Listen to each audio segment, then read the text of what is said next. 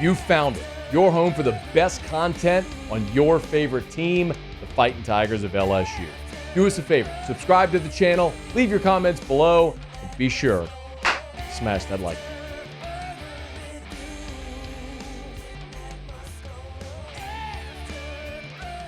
Man, you know my least favorite part of media?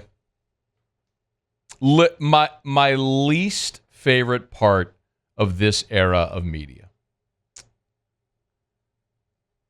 Lazy, uninformed opinions that people spew out, set the thing on fire, watch it burn, then they're on to the next. And Brian Kelly, during his short time in Baton Rouge, has been a pretty common target for that exact type of behavior. I don't think anybody is going to accuse me of being a mouthpiece for LSU. I don't think anybody is going to wonder if I'm being objective. I would hope not anyway. Lord knows I've dished out my fair share of criticism to LSU coaches, administrators, et cetera in the past, and when it's warranted, I'm going to do it. But Brian Kelly, as you probably know by now, did an interview with our friend Jacques Doucet from WAFB. It was about 25 minute sit down at the team room in the LSU indoor facility over there in football ops. And the part that's getting the most attention, as they were kind of going position by position, and Jacques was asking Brian Kelly, because I actually did take 25 minutes and watch the interview in its entirety. When Brian Kelly got to the defensive line, there was a little bitty piece of an answer that people are latching onto today and running with. It sounded like this. We're not in the market of buying players. That's it.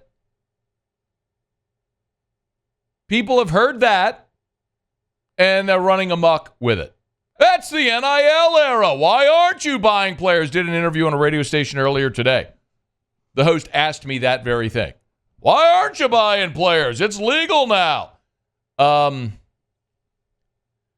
What's lost is that 3-second clip was in the midst of a 3.5-minute answer, dripping with context and thoughtful explanation about how LSU is approaching building its roster, developing its roster, and using NIL. Oh, Brian Kelly was very clear that there's great NIL opportunity. He even said it. Yeah, obviously there's great NIL opportunity at LSU. I understand NIL is part of this, and we have an incredible collective. We have very, very generous opportunities around the greater Baton Rouge area for NIL opportunities. So they are here, but we're not going to go out and buy players. That's not what this is about. This was never about that. If you like all the things that we do here in developing our players, bringing you into a championship program, playing in front of the best fan base in America, playing for championships, and having an opportunity for NIL, you should be a Tiger. But if you just want to get, paid, this is not the place for you. He also talked about how it impacted the locker room, and this one matters a lot. I'm going to play it for you in a second, but I'm going to explain why that matters. Now, if you were here on Monday, we talked about LSU missing on Dominic Williams and Simeon Barrow. So those wounds are open right now as Brian Kelly is conducting this interview. Two premium targets at a position of need for LSU, and the Tigers missed on both of them. Dominic Williams went to Oklahoma, and Simeon Barrow went to Miami. I said this in part Monday, but I'm going to give you even more context today. Dominic Williams wanted $1.2 million. That was his ask of the collective. And I'm here to tell you that LSU has enough money to have paid him that number. But remember I told you that Brian Kelly mentioned something else. Give a listen about what he said about how that would affect the locker room. Again, he didn't say the number, I did. You can choose to believe me or not. That's up to you.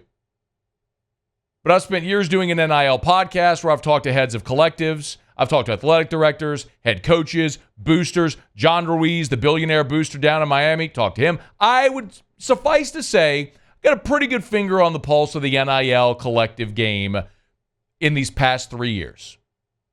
And there was a point when LSU wasn't healthy financially with its collective. They started with Go Enterprises. They did a very poor job of organizing. They didn't have money. I will tell you this flatly. There was a point, more than a year ago, but there was a point when LSU had more commitments than money in the bank, meaning they had committed more money to players than they actually had money in the bank. They were in a bad way. They are in a much, much healthier spot today. More on that in a second. But remember, Dominic Williams wants $1.2 million. Listen to what Brian Kelly has to say.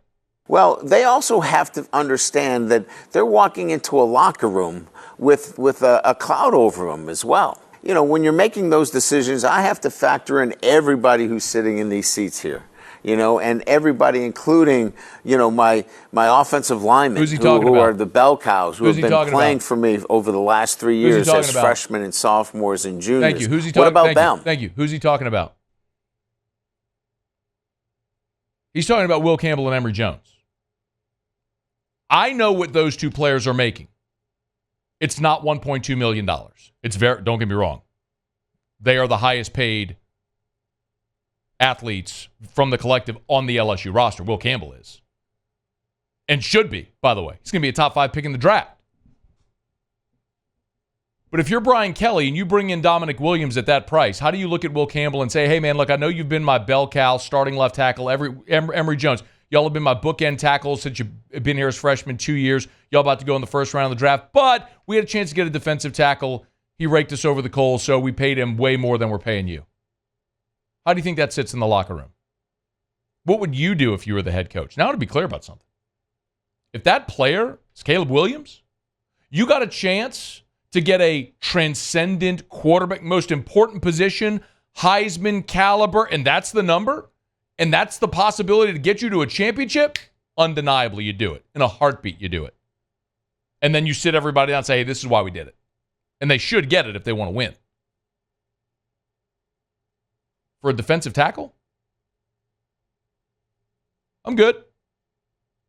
So they miss out on Dominic Williams. They turn their attention to Simeon Barrow. They offered Barrow more than they offered Williams, which both were healthy six-figure amounts. And I will tell you, the amount they offered Barrow is the exact same number that Will Campbell is getting paid this year.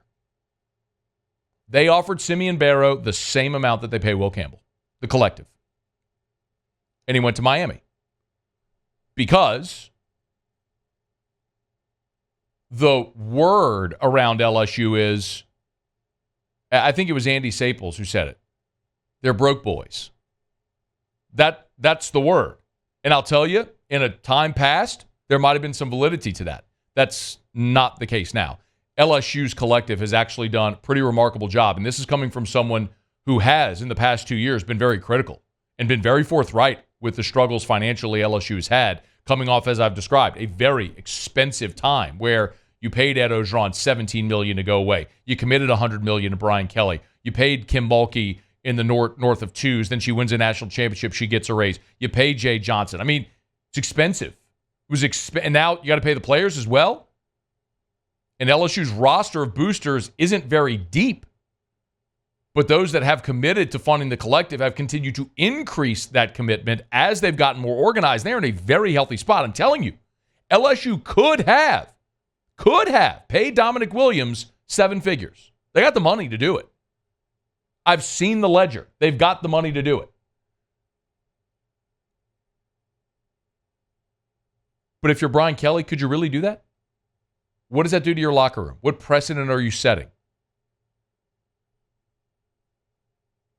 I don't blame him. So LSU's in a spot right now at defensive tackle where, yeah, they don't have studs. It's interesting because the spot they're in at defensive tackle right now is actually exactly what it would have been like for decades before NIL.